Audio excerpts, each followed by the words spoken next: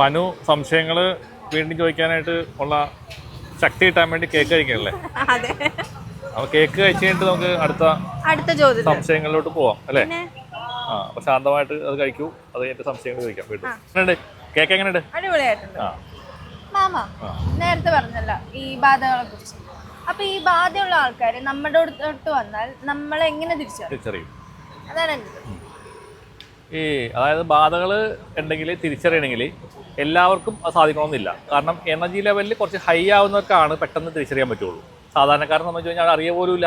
ഇപ്പോൾ ഉദാഹരണത്തിന് ഉത്സവപ്പറമ്പിലേക്ക് പോയാൽ ഇത്രയധികം ആൾക്കാർ വരുന്നു, അതിൽ എത്ര പേർക്കാണ് അത് അറിയാൻ പറ്റുക?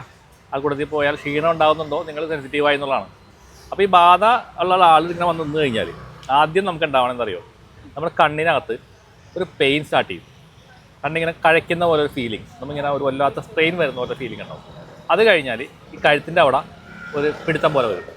മൂന്നാമതായിട്ട് നമ്മുടെ വയറ്, ഈ വയറിൻ്റെ ഇവിടെ നിന്ന് ഇങ്ങനെ ഇതിങ്ങനെ മുകളിലോട്ട് എന്തോ പിടിച്ച് പൊക്കുന്ന പോലെ ഫീലിംഗ് വരും. എന്ന് വെച്ചാൽ ആ ബാധ നമ്മളെ അറ്റാക്ക് ചെയ്യുന്നു, നമ്മളെ എനർജി എടുക്കാനാണ് ശ്രമിക്കുന്നത്, എനർജി വലിച്ചെടുക്കാൻ വേണ്ടി ശ്രമിക്കണം. അപ്പോഴാണ് സംഭവിക്കുന്നത്. അപ്പം അങ്ങനെ വന്നു കഴിഞ്ഞാൽ ഒരു നിമിഷം പോലും അവിടെ നിൽക്കരുത്, അവിടെ നിന്ന് വേഗം മാറിപ്പോവാൻ നോക്കാം. അതായത് നിവൃത്തി ഉണ്ടെങ്കിൽ, ഇപ്പം എല്ലാ സമയത്തും പറ്റണമെന്നില്ല. ചിലപ്പോൾ നമ്മുടെ വീട്ടിലൊരു ഗസ്റ്റ് വന്നു, ബാധയുള്ള ഒരാളെ വീട്ടിൽ വന്നാൽ നമ്മൾ എന്ത് ചെയ്യും അല്ലേ? പ്രാക്ടിക്കലി കുറച്ച് ബുദ്ധിമുട്ടുള്ളൊരു സംഗതിയാണ്. പക്ഷേ നിങ്ങൾ ആത്മീയപാതയിൽ സഞ്ചരിക്കണമെങ്കിൽ ശ്രദ്ധിക്കണം, എനർജി അറ്റാക്ക് വരാതിരിക്കാനായിട്ട് ശ്രദ്ധിച്ചാൽ നിങ്ങൾക്ക് തന്നെ നല്ലത്.